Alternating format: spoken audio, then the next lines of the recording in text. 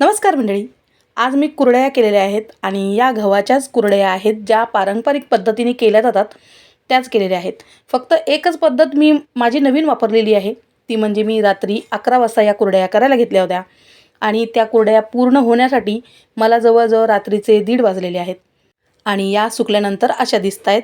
मला असं वाटलं की कुरडया माझ्या बिघडल्यात की काय, बिघडल्यात की काय. दिसताना पण बघा तुम्हाला किती छान दिसतात आणि फुलताना सुद्धा किती सुंदर फुललेले आहेत. म्हणजे मला असं वाटायचं की सकाळी पहाटेच उठून करायचे असतात, मी नेहमी तसंच करते.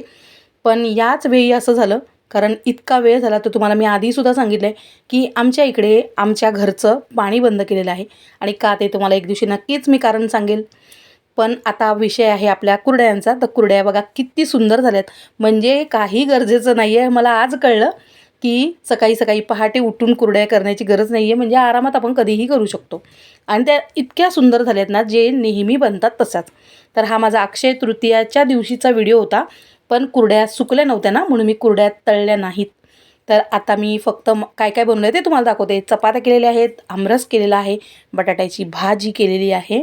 बघा ही बटाट्याची भाजी आणि वरण भातसुद्धा केलेला आहे. बाय.